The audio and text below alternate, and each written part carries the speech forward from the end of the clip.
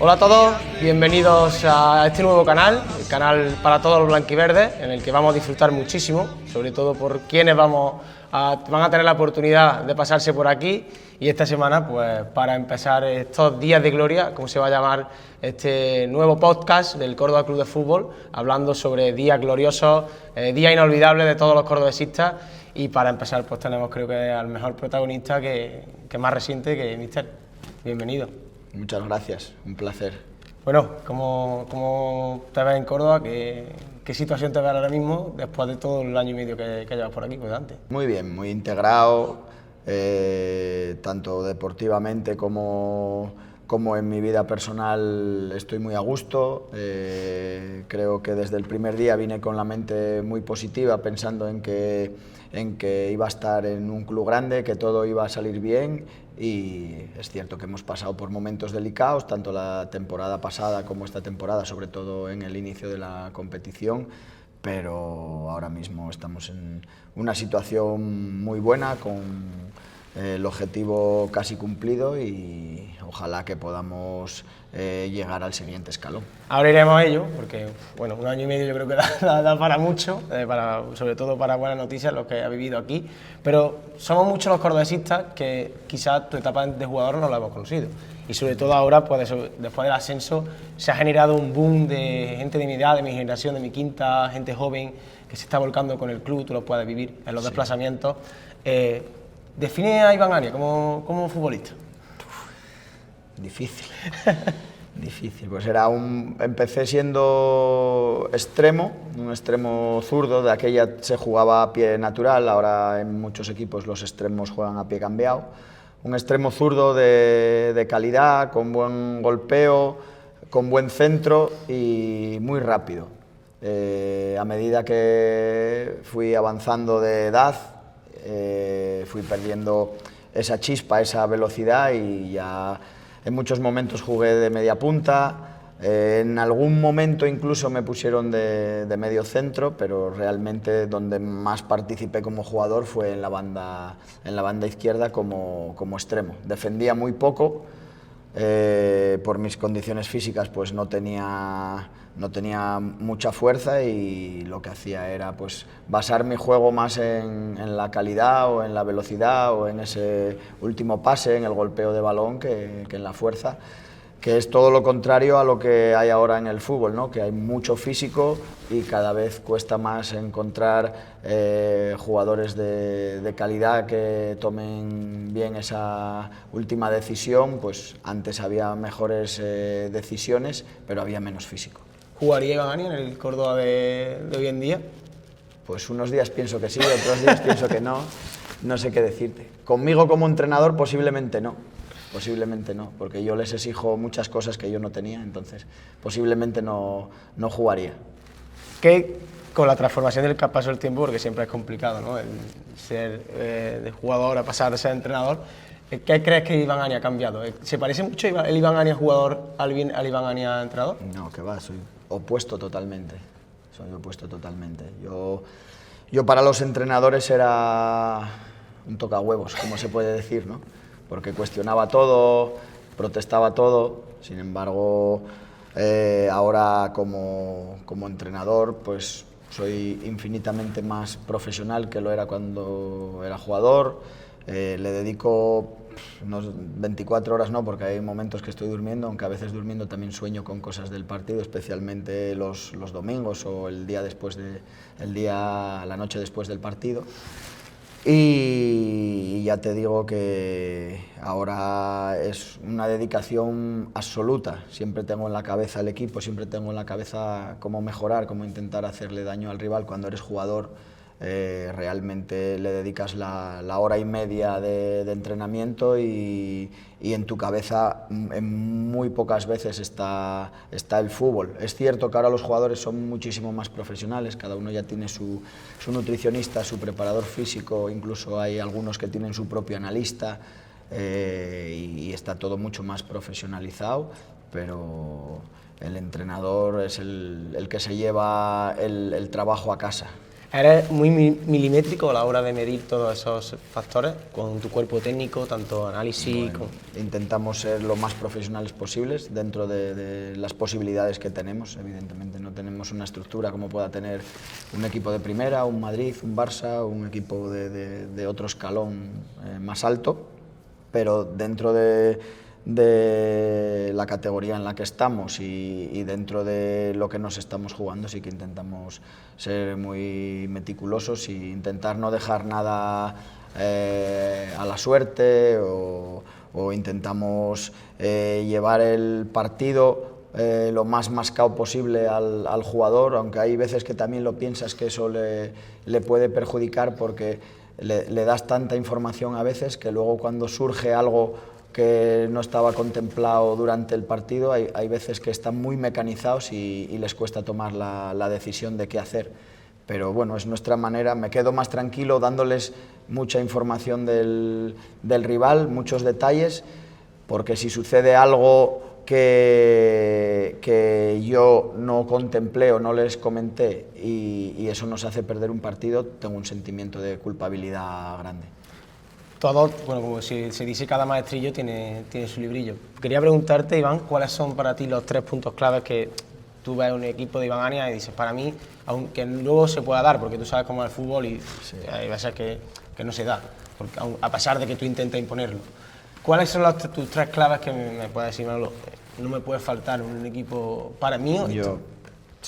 Mis equipos siempre, desde que soy entrenador, son equipos de presión alta, equipos de juego combinativo y equipos que me gusta que sean verticales. Hay muchas veces que el juego combinativo se confunde con ser muy horizontal o jugar mucho hacia atrás. Hay días que me cabreo muchísimo porque jugamos muchísimo con el portero, a veces innecesariamente, y a mí me gusta jugar para hacerle daño al rival.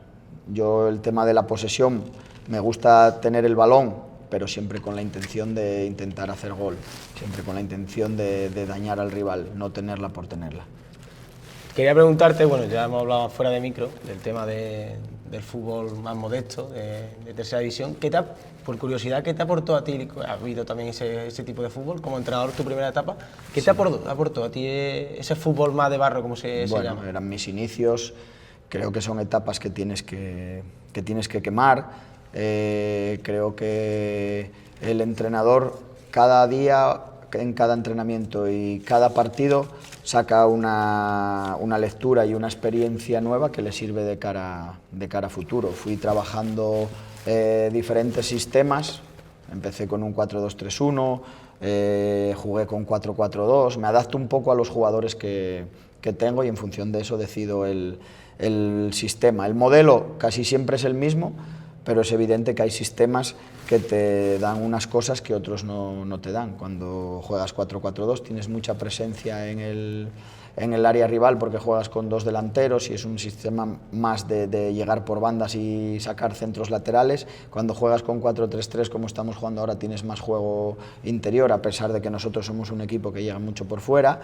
Y cuando juegas 4-2-3-1, pues tienes ese hombre en la media punta que si tiene último pase pues es capaz de dejar al delantero solo contra el portero rival. Bueno, pues lo que me dio el paso por tercera o por las categorías amateur es el tener pocos medios para trabajar, tener que hacer muchas cosas que no le corresponden en el fútbol profesional ahora mismo a un entrenador. Y te da pues muchísimo bagaje en el sentido de que no solamente te tienes que preocupar de tu equipo y del rival, sino que también te tienes que preocupar del estado del césped. Entonces te obliga a modificar muchas cosas, incluso a veces sobre la marcha, y eso te da tablas. Considero que ahora soy muchísimo mejor entrenador que cuando inicié, y cuando inicié pensaba que estaba preparado para entrenar al mejor equipo del mundo, pero ahora me doy cuenta de que si me hubiese llegado la oportunidad en ese momento, quizá no estaba preparado para ello. ¿Y la gestión? Es que tú lo comentabas, lo estabas comentando antes, gestionar a 22 tocas pelotas. Sí, es muy difícil, es algo muy importante. De hecho, creo que hay muchos entrenadores que con la gestión del vestuario buena son capaces de sacar unos resultados increíbles a los equipos. Yo soy de los que piensa que al final esto se trata de tener buenos jugadores. Si aparte de tener buenos jugadores tú como entrenador les puedes aportar desde el punto de vista táctico, pues el equipo va a ser mejor. Y si luego encima eres capaz de gestionar bien el vestuario, pues todo eso unido hace que el éxito esté mucho más cerca. Te encuentras en ese punto, que ahora hablamos un poco, 1 año y medio, de la llegada tuya a Córdoba. ¿Cómo se produce esa llegada? ¿Cómo se desenvuelve todo? Para que iban a cada aquí. Sí, pues mira, yo estaba en Algeciras, tenía 2 años más de contrato, pero tenía una cláusula de salida. No quería continuar allí porque creía que mi etapa ya había terminado. Y pues me surge la posibilidad de venir porque se pone Juan y Raúl en contacto conmigo, me preguntan por mi situación, si puedo estar liberado o no de ese contrato, les digo que sí y rápidamente se llega a un acuerdo. Y vine con una ilusión tremenda, consideraba que era un paso adelante, consideraba que para mí era el poder tener la oportunidad de volver a ascender con un equipo, porque yo había tenido una etapa en el Racing de Santander en la que asciendo con el Racing y luego en segunda división en la jornada 15 me destituyen y luego me tiré 1 año y medio sin entrenar, no porque no tuviera equipo sino porque quería entrenar en segunda división. Cuando ya vi que en 1 año y medio no tuve entrada, evidentemente tenía que dar un paso atrás e intentar volver a ascender con otro equipo. En Algeciras no lo pude hacer y cuando me surge la posibilidad de Córdoba veo una oportunidad ideal para volver a engancharme al fútbol profesional, como así está sucediendo. Porque la papeleta no era complicada, hay que partir de que la temporada anterior, bueno, será una temporada difícil para el club, a nivel de todo, hay cambios institucionales, hay cambios de entrenador un par de veces, la mayoría de la plantilla continúa gran parte, otra parte da un paso al lado, pero en este caso, ¿qué te encuentras? Porque es complicado a nivel, sobre todo, de la presión que había con el equipo tras esa segunda vuelta. ¿Qué mensaje transmitiste para decirle, oye, chicos? Yo desde el primer día les hice ver que había un objetivo claro, que era el ascenso. Hay veces que no se puede decir de cara afuera, pero dentro sí hay que tenerlo claro, que el primer objetivo era el ascenso. Era difícil porque competíamos con equipos más poderosos económicamente que nosotros, con equipos con una estructura mayor que la nuestra, y sabes que cuando tienes más dinero tienes acceso a primeras opciones o a mejores jugadores que cuando tienes menos dinero. Yo, con los jugadores que se quedaron de la plantilla anterior, me parecía que tenían todos buen nivel, que por circunstancias el final de la liga anterior no había sido bueno, pero que en la primera vuelta habían sido el equipo que estuvo incluso líder varias jornadas. Entonces creía que había mimbres para a esos jugadores unirles otros jugadores para hacer un buen plantel. Y luego, muy importante, que los resultados acompañaran. No empezamos bien, pero el equipo no dudó en ningún momento de la propuesta, no dudó en ningún momento que esa manera de jugar o de entender el fútbol o el juego iba a tener su fruto al final de liga, y creo que gracias a esa situación de no dudar, fuimos capaces de conseguir el objetivo del ascenso. Antes de ello, te quiero preguntar por una cosa que los entrenadores siempre tenéis ahí, que son las pretemporadas. ¿Cómo las gestionas tú? Y bueno, una pretemporada que hablamos de un equipo que venía de una segunda vuelta bastante complicada, de que costaba a nivel de afición tirar un poco del carro, lo conseguiste al final con el ascenso, por supuesto. Y luego la segunda, la pretemporada que te has encontrado. Háblame un poco de esas 2 pretemporadas, ¿cómo gestionan los entrenadores eso? De las pretemporadas, ¿cómo te gusta a ti trabajarlas? Las pretemporadas son difíciles, porque en muchos casos faltan muchísimos jugadores. Las primeras semanas normalmente te faltan casi media plantilla y tienes que ir haciendo cosas, pero muy poco a poco. Vas las primeras semanas intentando más que cojan un tono físico, que el equipo coja ritmo, y a medida que te van viniendo jugadores vas introduciendo conceptos. Luego yo soy un entrenador... Trabaja mucho el automatismo. Que, como te decía antes, tenemos muy mecanizado muchas cosas, y no puedo hacerlo cada vez que llegue un jugador nuevo, volver a repetirlo. Entonces tengo que esperar a que tengamos el gran grueso de la plantilla para poder hacerlo. Lo ideal para un entrenador sería desde el primer día tener los 22, 23 jugadores que van a formar parte de la plantilla y desde ahí a poder trabajar. Pero eso es muy difícil, eso no suele suceder. Esta segunda pretemporada es más fácil porque muchos de esos mecanismos, muchos de los que continúan ya lo saben de la temporada pasada y no tienes que incidir tanto, salvo en los nuevos. Pero las pretemporadas, ya te digo que son complicadas. Muchas veces trabajas sobre jugadores que están muy cansados, más aquí con el calor que hace en verano, que tienes que trabajar a unos horarios totalmente distintos. Entrenas a las 8 de la mañana y la segunda sesión muchas veces no la puedes ni hacer por el calor. Entonces son difíciles, tienes que encontrar rivales, gestionarla es complicado, pero bueno, son cosas que ya llevamos muchos años de experiencia en hacer pretemporadas y creo que son muy importantes, especialmente para lo que te decía, para coger la base física, que luego es de lo que te vas a alimentar durante la temporada, y luego los conceptos, pues ir metiéndolos, y también muchas veces las primeras jornadas de liga también te sirven como pretemporada, aunque haya ya puntos en juego. De ahí quiero hablar, porque primeras 4 jornadas, 3 derrotas. Y me comentas que no se dudó. No, a nivel mental, ¿cómo se gestiona día, eso? Porque el estadio apretaba, pues había las dudas, vuelven tengo muy en la cabeza la charla que les di después de la derrota. Mira, el primer partido jugamos con Ibiza, un partido igualado en el que perdemos 2-3, me parece. Sí. Luego vamos a Murcia, hacemos muy buen partido y conseguimos una victoria muy contundente. Gol de Quique, gol de Casas, me parece, 2 goles de Casas, 3-1, 1-3 me parece que ganamos. Y luego el siguiente partido creo que vamos a San Fernando, tercera jornada vamos a San Fernando, y en una jugada en la que expulsan a Quique, en ese saque de falta nos hacen el 1-0 cuando podíamos ir ganando 0-2 tranquilamente. Había incluso habido un penalti a Casas que no pitan. Bueno, nosotros sabíamos que si nos poníamos por delante en el marcador éramos un equipo muy dominador y un equipo que iba a obligar a que los rivales se abrieran, que vinieran más altos y íbamos a tener espacios para poder jugar más cómodos. Y en ese partido pues nos hacen 2 goles de falta lateral, perdemos 3-0 y venimos a casa contra el Linares en la cuarta jornada pues con solamente 3 puntos, 2 derrotas, y el día de Linares pues es un partido en el que lo normal es que golees y terminas perdiendo.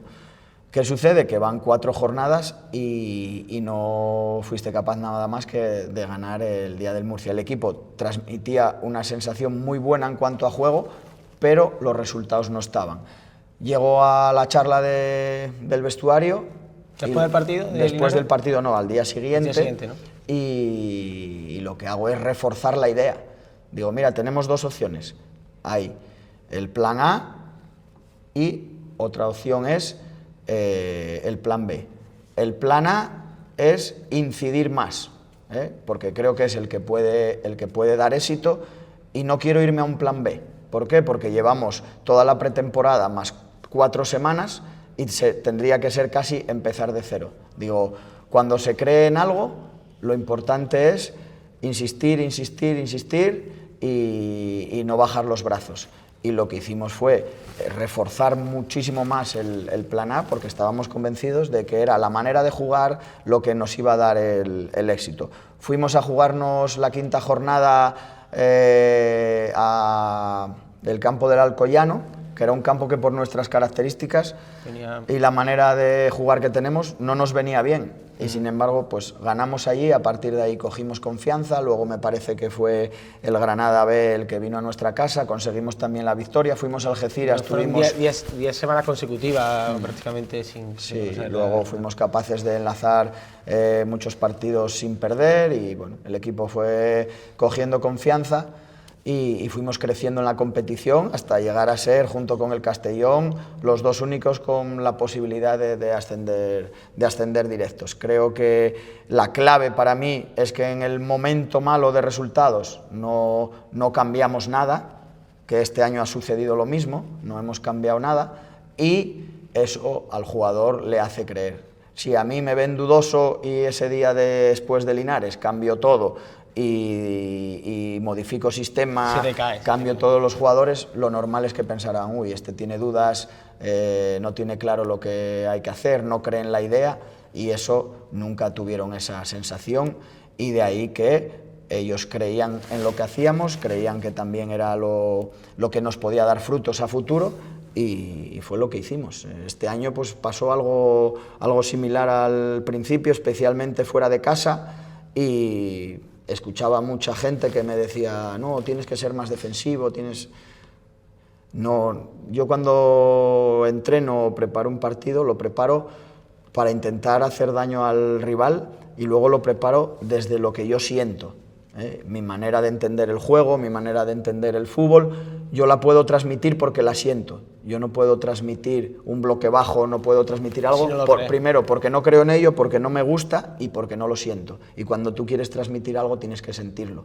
Y si quieres apretar arriba como entrenador, yo lo relaciono mucho con la vida, y cuando tú eres valiente en la vida, eres valiente en tu trabajo. Cuando tú en la vida eres un amarrategui o en muchos conceptos de la vida, luego se refleja también en tu trabajo. Al final yo creo que tiene que ver, míster, con el mensaje, ¿no? Cuando tú eres fútbol, tú has sido fútbol, tú has hecho la mili ya, como se dice. Entonces cuando alguien te llega con el mensaje en el vestuario, luego se plasma en el partido, y tú ves que bueno, el resultado pues, no se puede dar, pero el mensaje cala y realmente... Yo, por ejemplo, nunca, yo sé que hay equipos que son mejores que nosotros en esta categoría, porque es la realidad, pero nunca intento que el jugador se sienta inferior, todo lo contrario. Quiero que se sientan que son capaces de competirle a esos equipos que supuestamente son mejores que nosotros, por presupuesto, por jugadores porque tienen más currículum, por lo que sea, y por eso siempre apretamos arriba, por eso nunca tenemos miedo al rival, y por eso el equipo transmite una sensación de que siempre va por los partidos, de que siempre está metido en el partido. Hemos tenido algún golpe duro, hemos salido goleados de Huesca, hemos salido goleados de Almería, pero el equipo, como te decía antes, no solo la temporada pasada, sino esta temporada, nunca dejó de creer, y yo nunca tuve un mensaje distinto a pesar de esas derrotas. Ahora llegaremos a ello, si me permite otro ratito aquí, que esto es un máster. Pero sí me gustaría preguntarte sobre todo por ese camino, porque bueno, vamos a hablar de diferentes días de gloria, pero uno de ellos yo creo que quedará para todo el cordobesismo el día de Castellón. Esa victoria en Castellón, en Castalia, sí, con gol de Simón. ¿Cómo recuerda aquel día? Porque realmente el Castellón nadie lo veía, es decir, nosotros veíamos el Castellón como quien vea el autobús en la quinta parada, sí. Pero pues, llegó un momento que estaba ahí, y el día de Castellón fue para todos los cordobesistas volver un día grande, o sea, ese día de gloria, ¿cómo lo puedes describir? Bueno, para nosotros fue un día importantísimo. Ya les habíamos ganado en la primera vuelta aquí, con una exigencia brutal a la que te sometía el Castellón, porque es un equipo que te marca al hombre a todo el campo, juega con carrileros, pero los carrileros no son laterales, los carrileros son extremos, acumulan muchísima gente por dentro. Bueno, pues preparamos bien el partido, fuimos capaces de ganar aquí como locales, y esa misma idea la llevamos allí como visitantes. Recuerdo que Juanito en esa semana me dijo, míster, sé valiente. Juanito y yo en ese sentido pensamos muy parecidos, fuimos futbolistas, sabemos lo que el futbolista demanda, lo que le gusta, y a él le gusta que su equipo sea valiente, y a mí también me gusta ser valiente. Entonces planteamos el mismo partido. Ofensivamente, el gol que hicimos era un gol que teníamos claro que hasta que no saltara uno de los puntas al portero no podíamos encontrar al hombre libre porque estábamos igualados a todo el campo, entonces esperamos a que saltara el punta para ya poder encontrar a través de un tercer hombre el hombre libre, a partir de ahí avanzamos por banda, bueno, pues hicimos ese gol y nos pusimos por delante en el marcador. En el descanso, al filo del descanso, nos hacen un gol después de un saque de banda y en la segunda parte ellos se ponen por delante 2-1 en el marcador, pero en los últimos minutos somos capaces de empatar y cuando conseguimos el empate era el momento de intentar hacer el otro porque veíamos que a ellos había sido un bajón tremendo ese empate, hasta ese día no habían perdido nunca como locales y ahí conseguimos ese tercer gol que tengo alguna imagen en la cabeza ahora mismo que creo que cuando mete el gol Simo, que me parece que es a un pase de Calderón, me parece que hay 6 o 7 jugadores nuestros en el área rival. Entonces, esa era nuestra idea, ese era nuestro... ¿Y el minuto qué era? O sea, sí, minuto 90 y pico.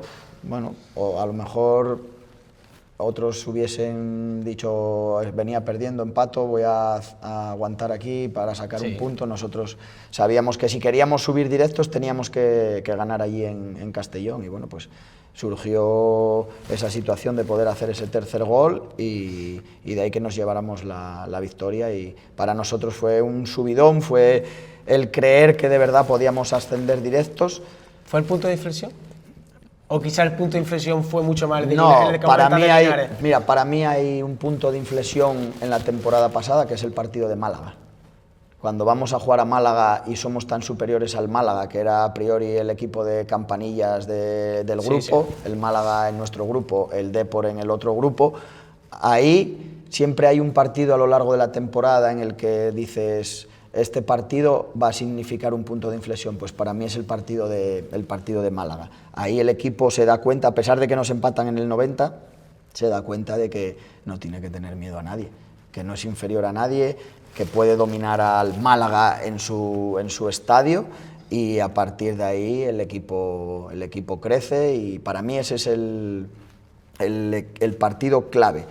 Luego el de Castellón evidentemente es un partido que nos hace creer que podemos ser campeones, yo lo creía firmemente que podíamos ser campeones, no recuerdo ahora mismo a cuántos puntos nos pusimos, a 3 me parece, 3 puntos. Pero con golaveraje a favor nuestro. Sí. Pero también contábamos que el Castellón después de ese golpe le iba a costar recuperarse y sin embargo fue a Valdebebas al día siguiente y se recuperó. Nosotros ganamos aquí al San Fernando, me parece, y luego ellos cogieron una racha de 4 o 5 partidos seguidos ganando, en los que nosotros pinchamos con el Mérida cuando íbamos ganando 0-2 al descanso, pinchamos con el Alcoyano en casa y ahí en el día del Alcoyano surge una situación que es que yo siempre saludo a los entrenadores en el pasillo de vestuarios porque me gusta escuchar el himno entero y por eso intento saludarles antes. Y cuando le voy a saludar a Parras me dice que sepas que si nosotros ganamos hoy aquí asciendes. Y digo yo, ¿y eso? Y dice, porque gané en Andorra y ascendió en Andorra el primer año de Primera Federación y el año pasado gané en Amorebieta y ascendió la Amorebieta. Y digo, bueno, pero este año vamos a subir igual, pero no va a suceder. Y cuando acaba el partido y perdemos, estaba muy jodido, pero por otra parte estaba pensando, con lo que me dijo Parras, estoy menos dolido de lo que me suele doler una derrota. De hecho, cuando ascendemos consigo su teléfono y le escribo. Y me dijo, bueno, yo te lo dije, pero no tenía ninguna duda de que independientemente del resultado ibais a ascender, pero sí, es una anécdota curiosa, que al que ganaba fuera de casa de los de arriba, terminaba ascendiendo. O sea que fue un año muy exigente, evidentemente, pero muy bonito. Y bueno, eres muy eufórico a la hora de celebrar, igual que a lo mejor para la derrota. ¿Cómo pues mira, manejas eso? ¿Cómo manejas eso, Iván? Hasta esta temporada ya había sido capaz de relativizar los resultados. Ni ya me alegraba tanto la victoria, ni me hundía tanto la derrota. Porque ya había aprendido, dentro del fútbol no siempre puedes ganar, entonces ya había aprendido a relativizar esa situación, pero Este año al principio me afectaba mucho el resultado. Me ponía muy contento cuando ganábamos, muy eufórico, pero cuando perdíamos, que perdimos varios partidos, me ponía muy triste, muy cabizbajo.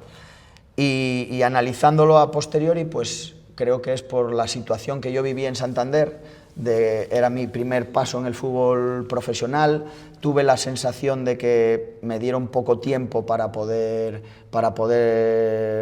sacar resultados y veía que ahora tenía mi segunda oportunidad y que no la podía desaprovechar. Entonces tenía miedo de que si los resultados no llegaran me pudieran volver a despedir, y eso es un sentimiento de frustración, de un sentimiento malísimo como entrenador.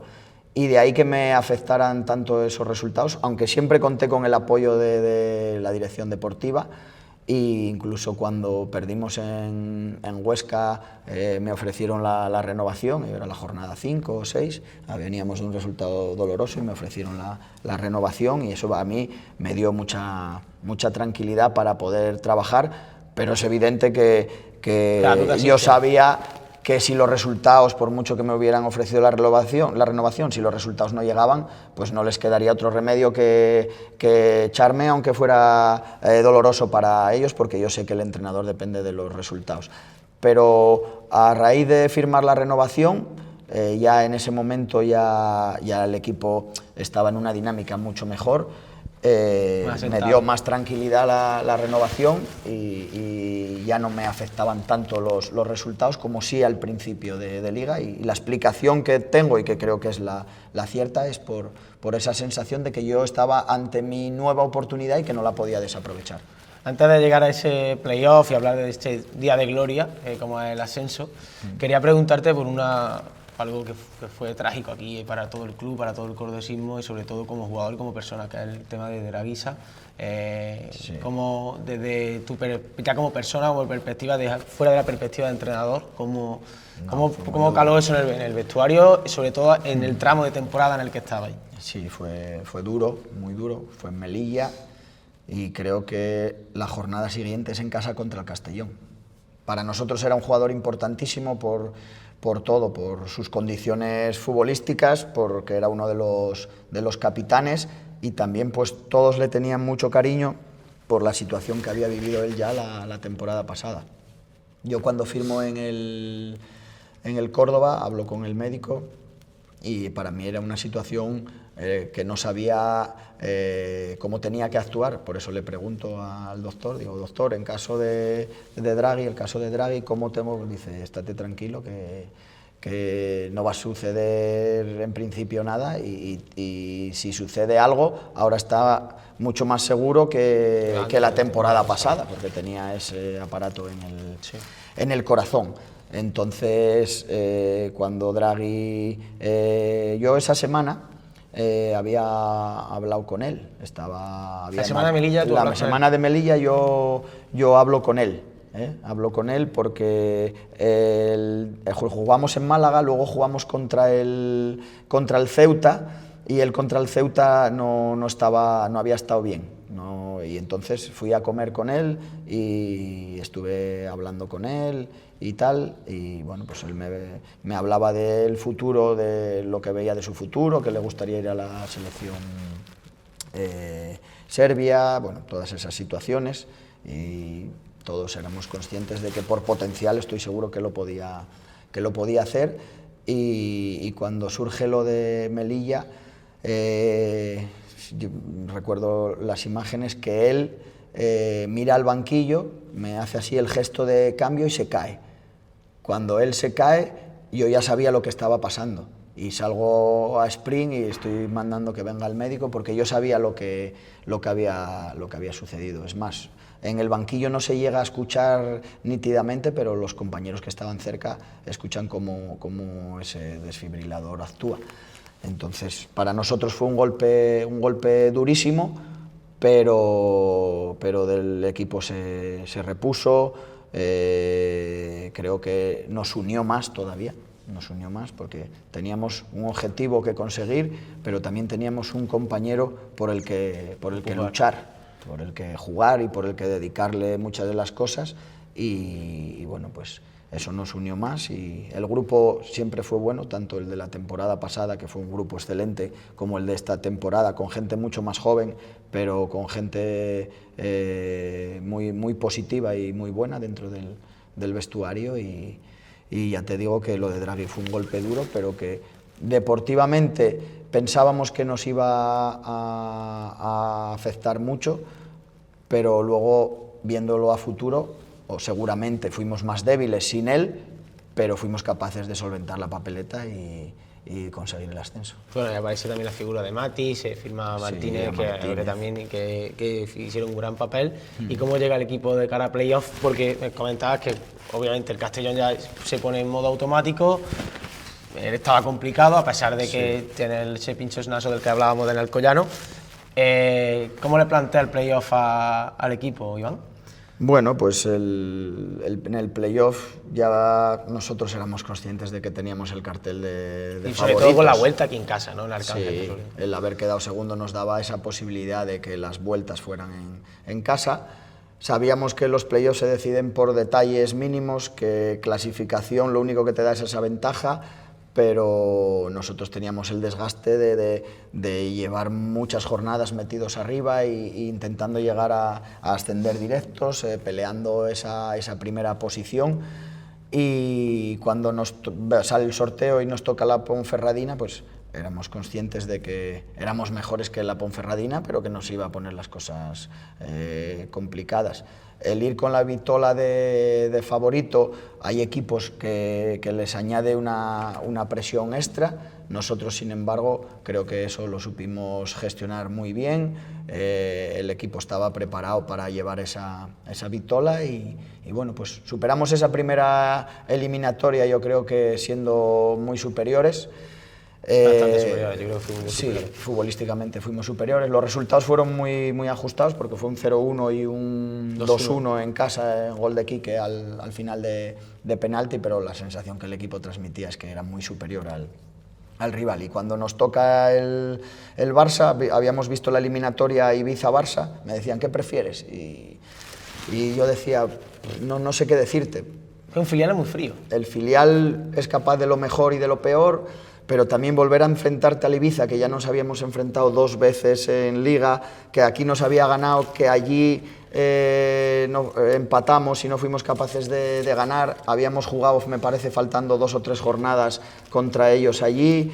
Me parecía demasiado prematuro, demasiado cercano. Sí. Y casi prefería el Barça B, a pesar de que sabíamos de su potencial. Y cuando nos toca el Barça B, pues lo analizamos. Un equipo dificilísimo porque tenía muchísimos mecanismos. Metían el lateral derecho muchas veces, que era el que juega de medio, ahora no me acuerdo su nombre, se me acaba de ir el santo al cielo, pero jugaba lateral derecho, se metía dentro a posición de medio centro, hacían un doble medio centro. Bueno, tenían muchísimos jugadores de mucho nivel, como se está viendo ahora que están ya todos en el fútbol profesional, pero ya no en el fútbol profesional de primera, o sea, estamos hablando a nivel Champions, uno en el Chelsea, otros en el primer equipo del Barça, y bueno, pues allí planteamos una idea que era, sabíamos que donde más sufrían era en centros laterales. Eso era algo que a nosotros nos venía bien porque nosotros somos un equipo que centraba mucho,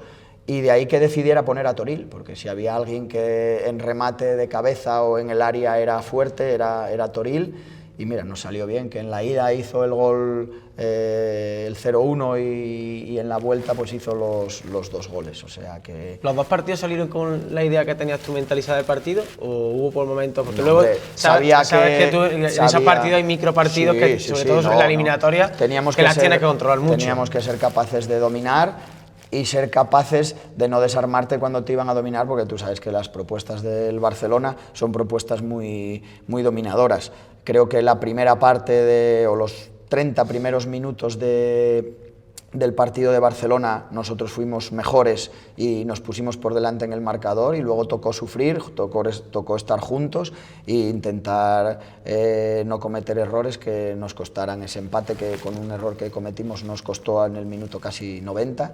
Y luego en la vuelta fue el partido totalmente distinto. La primera media hora o hasta el gol del empate fue de ellos, y luego fue totalmente nuestro. Ahí sí me quiero parar un poco porque cómo vive Iván Ania un día de ascenso desde que se levanta, cómo tiene el corazón a Pues mira, mil o tranquilo. Tranquilo. Me levanté, preparé la charla porque necesitaba dar una charla que les tocara un poco la fibra, entonces hice un poco un resumen de todo el año, les hablé de que primero hablé de equipo y de familia, que habíamos conseguido ser equipo y ser familia. No sabía qué había sido primero, si el equipo o la familia y luego se hizo el equipo, pero que las dos cosas las habíamos conseguido.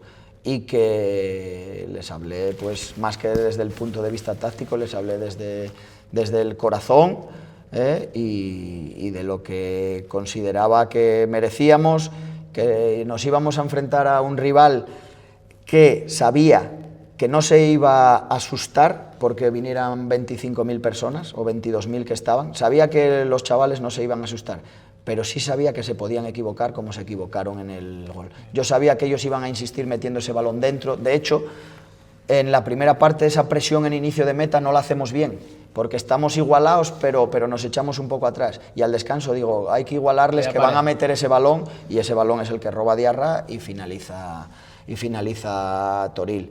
O sea que al final creo que el destino estaba escrito, que nosotros merecíamos ascender, y que creo que ahora, a posteriori, viendo dónde están todos esos jugadores del Barça, nos da muchísimo más mérito el haber conseguido el ascenso contra ese gran equipo. También te das vuestra foto, como tú bien Hombre, decías. eso, Ya vayas a desayunar y te das tu foto. Eso se lo dije durante muchos momentos de la temporada, porque desayunas y están las fotos del ascenso de Las Palmas, de los ascensos del Córdoba en los últimos años, y yo les decía que tenemos que conseguir poder estar en esas fotos como estamos ahora. O sea que ahora cada día que vamos a desayunar nos vemos ahí y es un motivo de orgullo. Aparte que ya la historia de este club, pase lo que pase.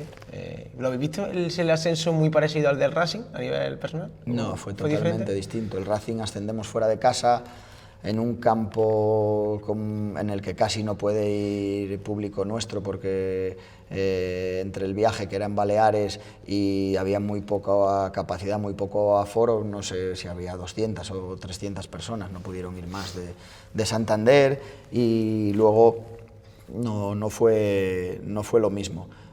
Aquel ascenso, nosotros habíamos sido campeones de grupo y en caso de quedar eliminado en esa ronda, sí, te daba la posibilidad de reengancharte. Bueno, fue distinto, evidentemente fue una alegría tremenda, pero ascender aquí en tu propio estadio, con tu gente, eso fue algo inolvidable. Fue inolvidable, esa sensación de ascender y luego la fiesta del día siguiente, algo...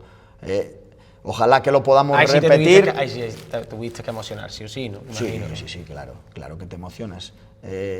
Ahora, yo creo que cuanto mayor te haces, te emocionas más por las alegrías que por las tristezas, ¿no? Por lo menos a mí me sucede eso. Cuando era pequeño solo lloraba por cosas tristes, por emoción positiva era difícil, sin embargo ahora me sucede lo contrario, que me emociono más con las cosas positivas que con las negativas. No sé si es la madurez o la edad, pero me sucede eso, y sí, claro que me emocioné después del partido. También en las tendillas, esa situación te emociona. Es un momento, ya te digo, que inolvidable, y ojalá que lo podamos repetir. Porque bueno, tú te vas delante de tantas miles de personas en una plaza, después de tantos años, porque claro, el club venía de una situación difícil, hemos tocado casi la cuarta categoría, la gente lo vivió mucho, y eres consciente de que había tanto cordobesismo, porque quizás años atrás, pues bueno, la situación inestable del club también hacía a lo mejor un poco... Lo notaba por la calle. Las últimas semanas ya de Liga, la gente, yo creo que más que pensar en Liga ya estaba pensando en el playoff, y esa sensación por la calle la notaba, ese apoyo, esas ganas, esa ilusión, y no solo la notaba yo, sino que también los jugadores. Fueron unas semanas muy bonitas, y sobre todo el final feliz creo que hizo justicia. Fue muy breve, porque creo que para recargar pilas tuvisteis muy pocas, no sé si 3 semanas, 3 semanas, o ¿no? menos, pero bueno, cuando vienes al primer día de pretemporada intentamos alargarla lo máximo posible, vienes con la sensación de que, hostia, si casi parece que no me he ido, ¿no?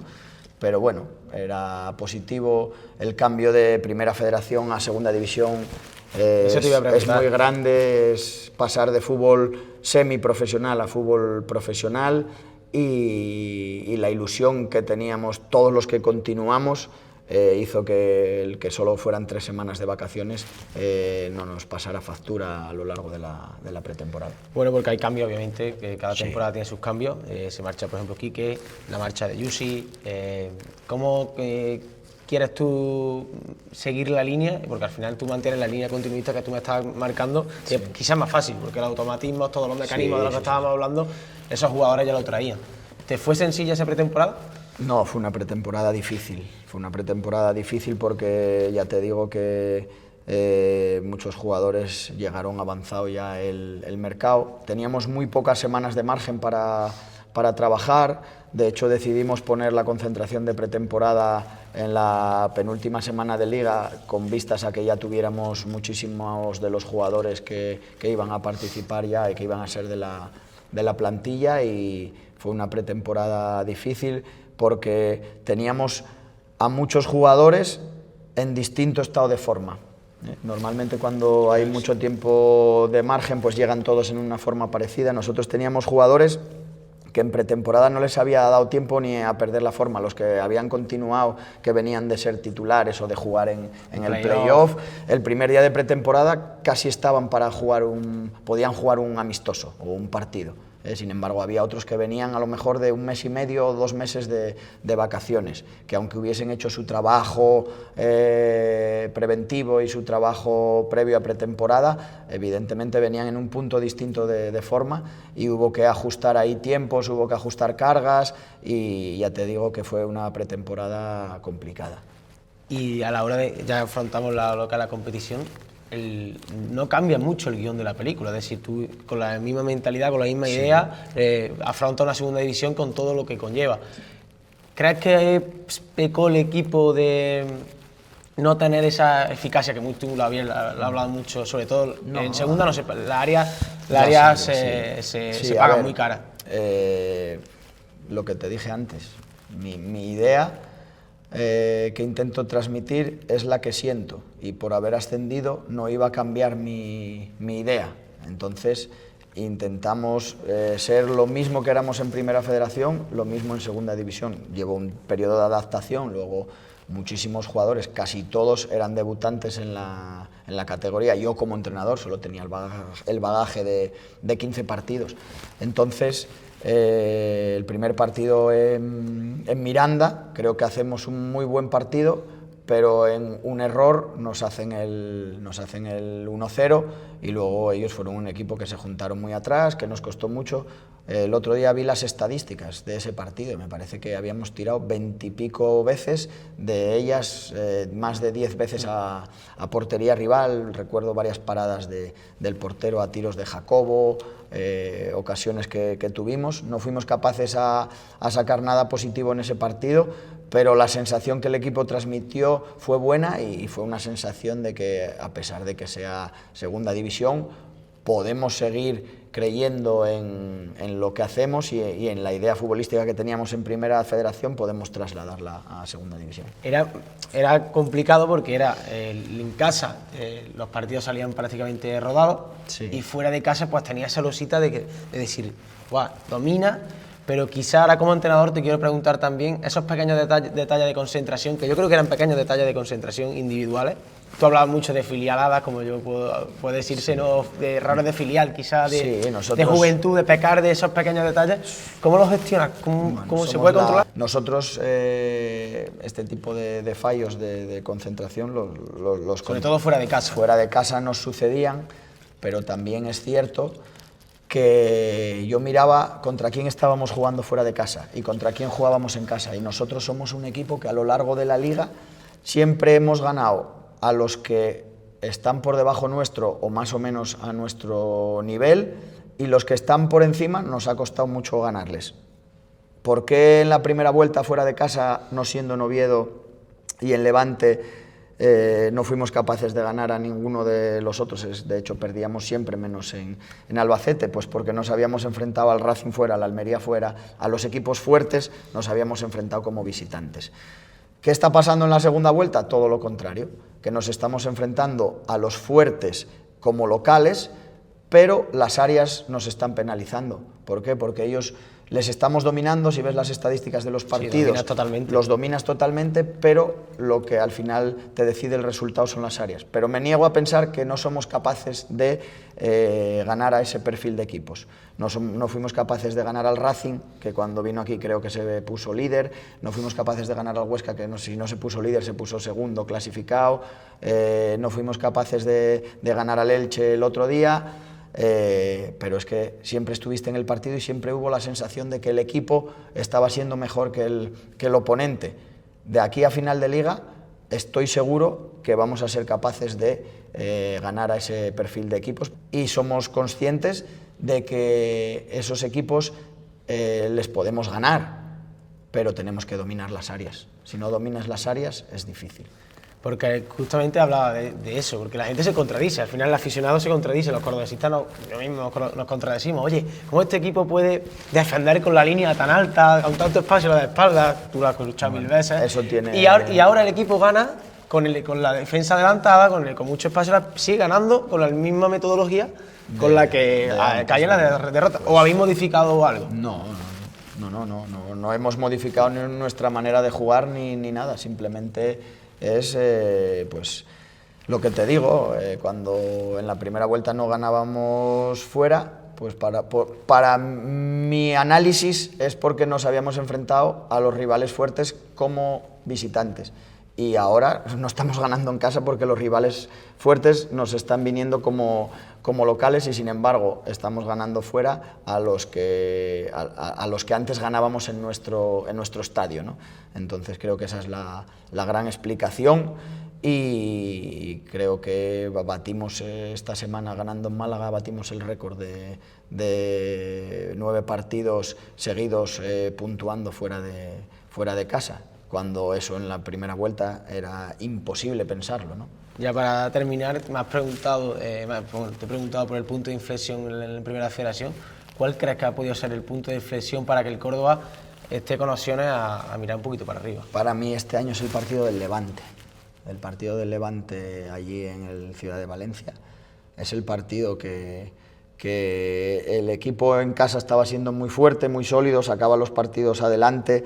Era un equipo que si le venía un contratiempo era capaz de darle la vuelta.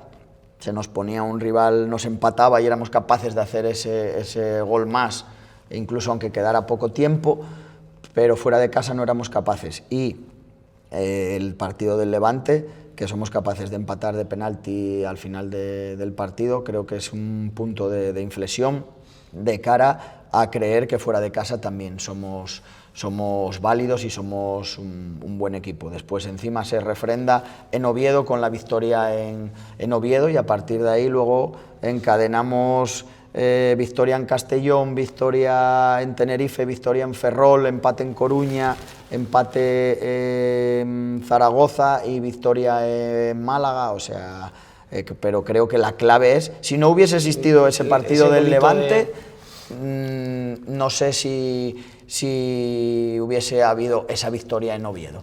Sí, no hubiera llegado la segunda si no hubiese llegado ese empate en el campo del Levante, en el que nos empataron, pero realmente el equipo estuvo bien y daba la sensación de que podíamos ganar ese partido. Sin el empate del Levante posiblemente no hubiese llegado la victoria de Oviedo. Y míster, Carlos Marín venía sin etiqueta, Isma Ruiz prácticamente también con Granada venía sin etiqueta, Albarrán, tú lo conoces, venía sin etiqueta, Carracedo, Casa...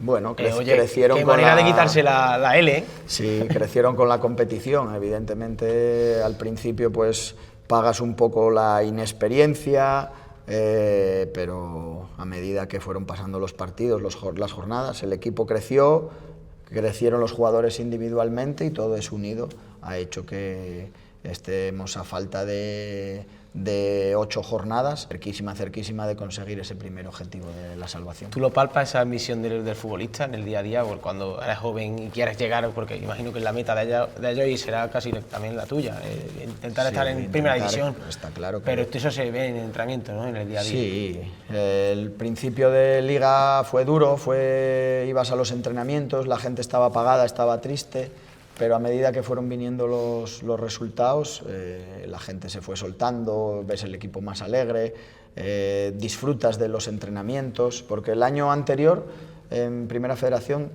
disfrutaba de los entrenamientos ya desde el primer día de pretemporada, pero este año al principio me estaba costando, veía al jugador muy atenazado, muchos de los ejercicios que proponíamos no salían, pero yo creo que ese último mes antes del parón de Navidad o final de la primera vuelta, más luego la incorporación en el mercado invernal de jugadores que subieron el nivel de la plantilla. Eso te iba a comentar, porque precisamente he leído que alguna que otra ocasión el mercado invernal tampoco es algo que a ti te guste mucho, pero este año...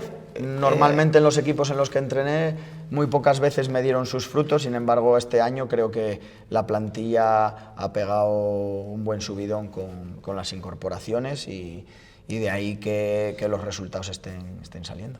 Bueno, estamos ya prácticamente terminando lo que esta temporada. Oye, un poquito para mirar para arriba, ambicioso hay que ser siempre, ¿no? Sí, hay que ser ambiciosos. Tus pensamientos no te pueden limitar y yo lo que intento transmitir al jugador, siempre lo digo en la primera charla de pretemporada, no pretendo enseñaros a jugar a fútbol, solo pretendo que entendáis cómo yo entiendo el juego y ser capaz de transmitir el espíritu ganador al equipo, que vaya a todos los campos a ganar, que no sea un equipo temeroso, que sea un equipo valiente y creo que eso lo hemos conseguido en todos los años, mi cuerpo técnico lo hemos conseguido en todos los sitios y todos los años. Y de ahí que las cosas salgan bien, porque otras veces ganas, pero te enfrentas a un rival que a lo mejor está por debajo y no eres capaz de recortar arriba. Si nosotros somos capaces de ganar estos 2 partidos, vamos a recortar arriba, entonces vamos a estar más cerca vamos a tener evidentemente el objetivo conseguido de la salvación y más cerca del playoff. Te quiero preguntar por un nombre específico. Has seguido la situación de Adilson, la lesión de rodilla. Yo particularmente, como aficionado, lo he hecho mucho de menos, sobre todo por la profundidad. Siempre amenazaba al 1 contra 1, te amenazaba la espalda, podía recibir a pie, le daba mucha profundidad, mucho desequilibrio al equipo. ¿Lo has hecho de menos? Sí, hombre. He hecho de menos a Adi, he hecho de menos a Mati, que son los dos que están lesionados.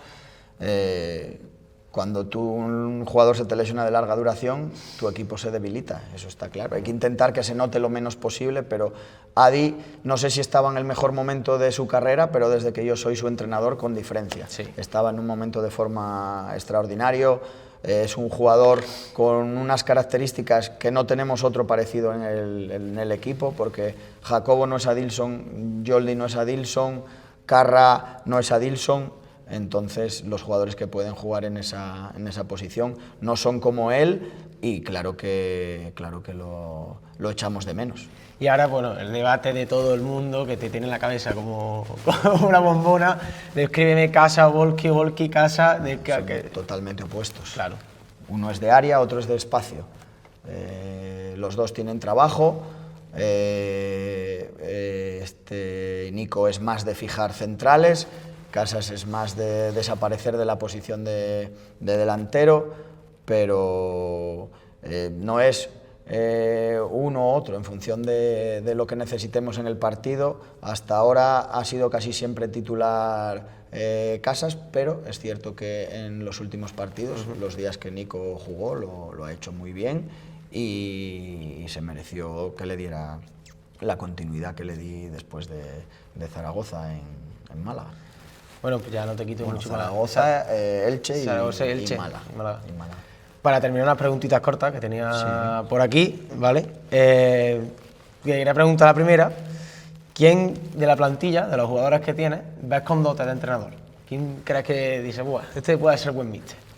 Con dotes de entrenador.